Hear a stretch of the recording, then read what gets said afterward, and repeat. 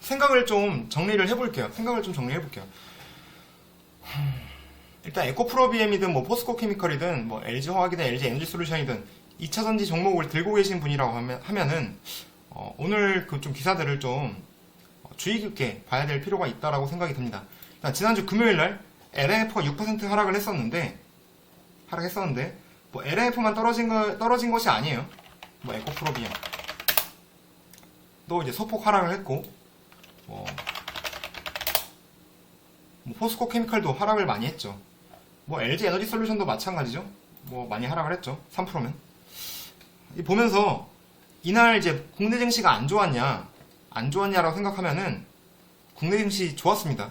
코스피 분위기 좋았고 2차전지 주가 유독 흐름이 안 좋았던 하루였습니다. 그래서 이유가 뭘까를 좀 생각해 볼 필요가 있다라고 생각이 듭니다. 지금 뭐 포스코케미컬을 들고 계시든 LNF를 들고 계시든 뭐 에코프로비엠을 들고 계시든 다들 생각해 봐야 될 이슈가 있다라고 생각이 들었습니다. 그래서 오늘 이러한 부분에 좀 중점을 두고 자료를 찾아봤어요. 전 이제 LNF를 좀 주의 깊게 보고 있으니까 LNF, 에너지솔루션, 테슬라 뭐 문제가 있냐. 특히 재고 측면. 좀 글을 확대하자면 이 재고 측면에 있어서 어떤 문제가 있는 걸까? 라고 생각이 들었고 또 그 외에 어떤 이슈가 있는지 좀 생각을 해보고 업데이트가 되어 있는 2차전지 성장률 좀 이런 것들을 좀 확인을 해보려고 했습니다. 좀 구체적인 질문으로는 이렇게 되겠죠.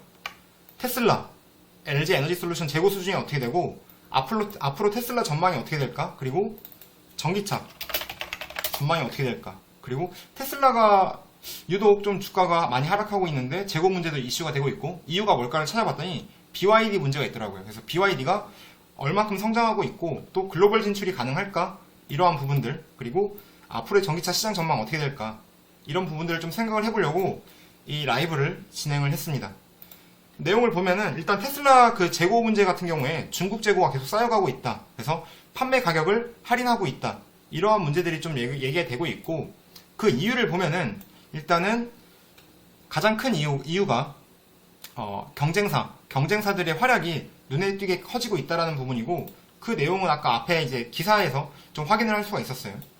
그리고 재고량이 플러스 중국 재고만의 문제가 아니라 그러니까 전기차만의 문제가 아니라 완성차들이 전반적으로 수준이 내려가고 있다. 그러니까 전기차만의 문제가 아니라 완성차가 전반적으로 수요가 부족해지고 있는 수요가 좀 둔화되고 있는 상황이고 전기차도 그에 따라서 수요가 둔화되고 있는 상황이라는 점을 기사 등을 통해서 확인할 수 있었습니다. 특히 이 재고량 같은 경우에는 이 재고량 자체만을 볼 게 아니라 매출 대비 재고 비중을 전 좀 중요하게 생각하는 편인데 그 원리를 생각을 해보자면 매출이 100일 때 재고가 10이에요. 그러면 10%죠. 근데 이 재고가 10에서 30으로 늘었다고 하면은 200%나 증가했네? 라고 생각을 할 수가 있겠지만 그게 아니라 매출이 1000인데 재고가 30이다 그러면 재고 비율 3%니까 크게 문제가 되지 않는 거다. 이렇게 생각을 하는 편인데 이제 그에 대한 부분은 제가 뒤에서 다시 한번 설명을 하도록 할게요. LG에너지솔루션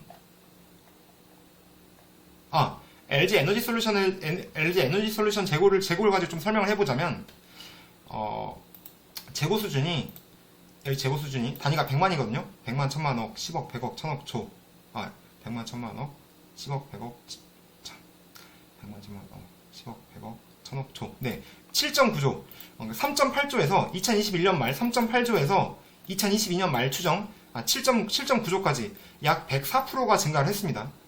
이렇게 하면 엄청나게 증가를 많이 한 것처럼 보이지만 매출 대비로 봤을 때는 31%, 기존에는 22%. 그래서 재고가 매출 대비 22%에서 31%로 증가는 했습니다. 그래서 뭐 이게 그러니까 104%로 보는 거랑 이거랑 좀 느낌이 다르죠. 그래서 증가한 건 맞는데 많이 증가하긴 했죠. 증가를 많이 하긴 했습니다. 그래서 LG에너지솔루션의 재고가 증가한 만큼 물론 이 재고가 배터리 재고가 얼마인지 정유화학 재고 부분이 얼마인지는 확실히 알 수는 없지만은 어쨌거나 전반적인 재고 수준이 증가했다라는 거는 이 테슬라 밸류체인에 있어서 위기의식을 느낄 필요는 있다 이런 생각이 듭니다. 그래서 어떤 위기감이 들긴 해요. 분명히 들긴 합니다. 아까 이제 테슬라 중국 재고 쌓이는 부분과 관련해서 좀 더 얘기를 해보자면 중국 전기차 시장의 수요 둔화, 전기차뿐만 아니라 완성차도 포함된다라고 말씀드리고 있습니다. 그리고 경쟁 업체들의 활약, 이런 부분들도 테슬라 중국 재고가 쌓이는 데 있어서 문제가 되고 있는 부분이고, 테슬라는 이에 대해서 어떻게 하고 있냐, 판매가를 할인하거나 또 생산량을 감축할 계획을 갖고 있다. 특히 뭐 근무 시간 등을 단축시켜서 생산량을 감축시킬 수 있는 방법도 있겠죠. 그래서 이런 부분들이 계속 기사화되고 있더라고요. 그래서 좀 걱정이 되는 부분이 있다. 걱정이 되는 부분이 있고, 그나저나 BYD가 이렇게까지 성장할 수 있었던 배경이 뭘까?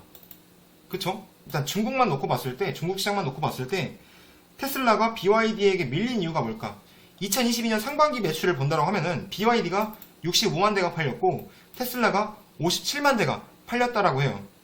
그럼 BYD를 좀 자세히 봐보면 기술력 부분을 봤을 때 반도체라든가 배터리가 수직 통합이 되어 있는 부분들, 그렇죠?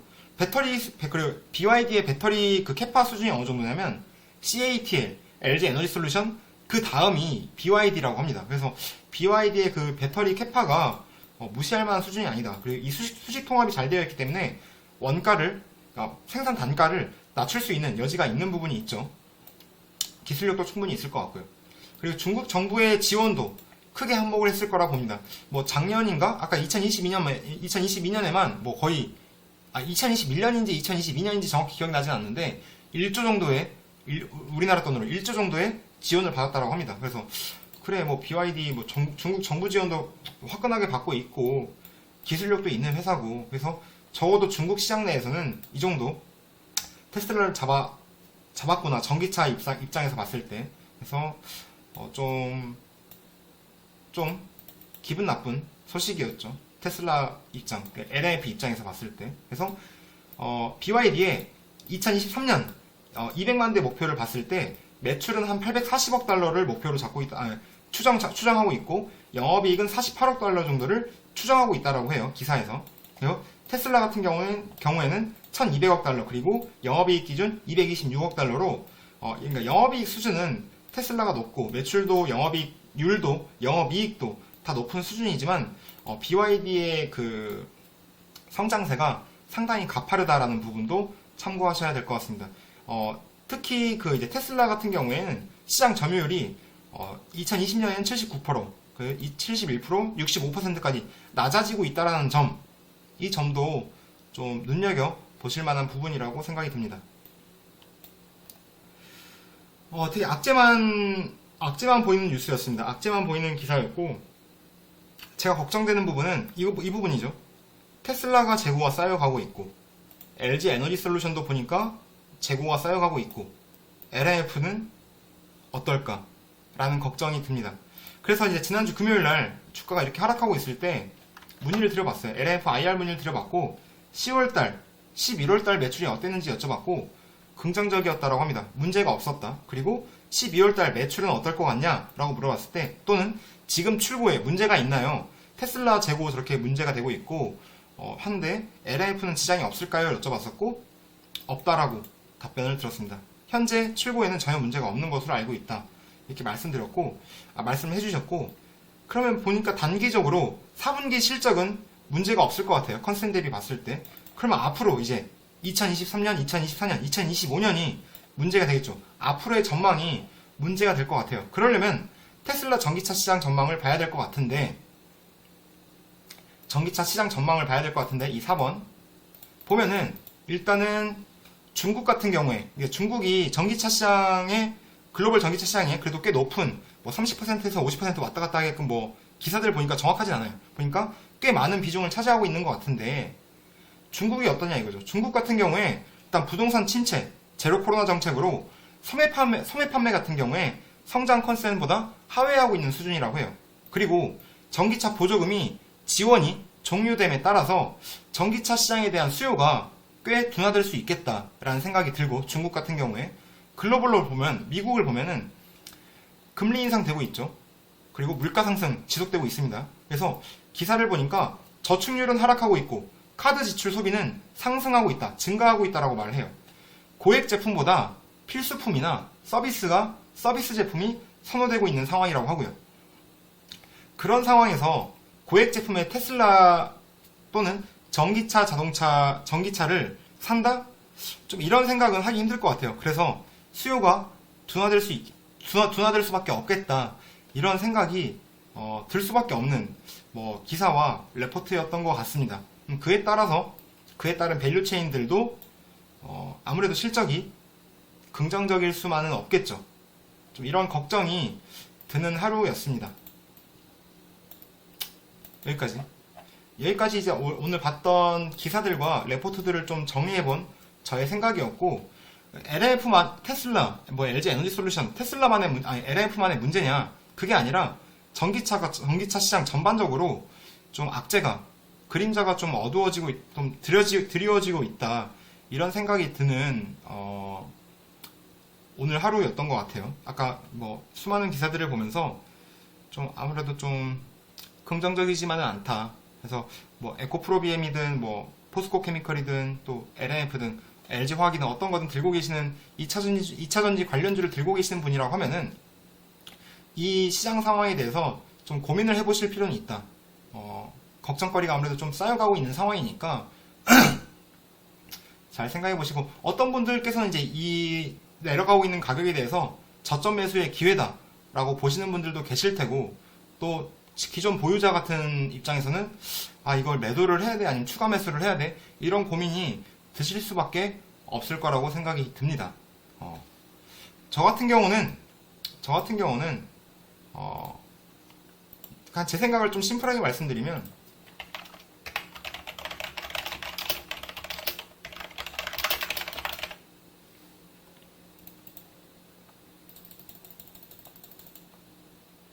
이렇게 생각합니다. 제 생각을 말씀드리면, 경제 상황은 언제든지 급변할 수 있다라고 생각이 들어요.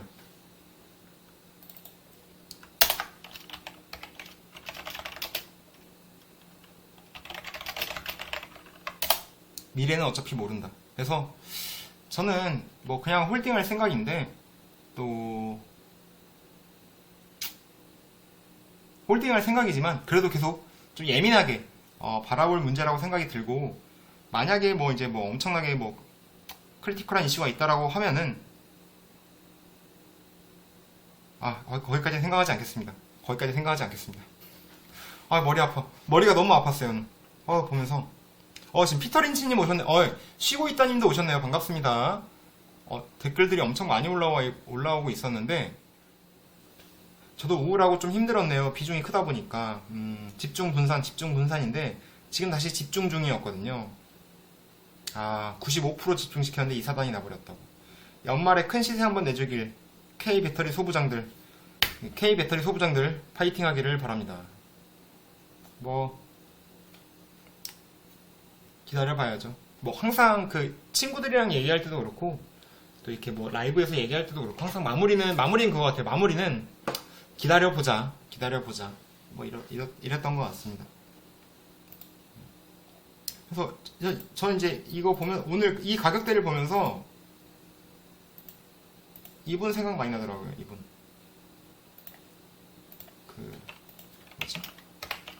김코고리.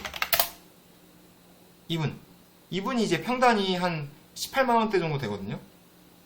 그래서 김포오리님 잘 들고 계시는지 궁금하기도 하네요. 김포오리님 혹시 계신가요?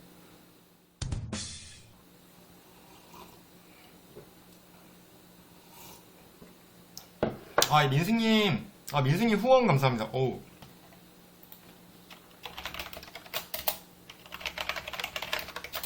감사합니다, 민승님. 후원 감사합니다. 네. 정환님 안녕하세요. 반갑습니다. 갑자기 땀이 나네요.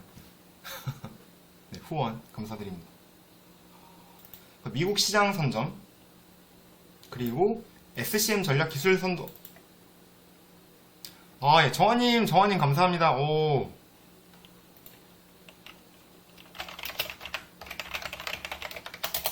항상 화이팅 하겠습니다. 오늘 준비한 영상은 여기까지입니다. 제 채널을 후원해주시는 경수님, 옥상댄스님, 이영웅님, 허니쭈님, 바이스님, 최윤창님, 윤상희님께 감사한 마음을 전합니다. 영상과 관련된 생각을 편하게 댓글로 남겨주세요. 구독과 좋아요는 자료 만들 때 큰 힘이 됩니다. 영상 끝까지 시청해주셔서 감사합니다.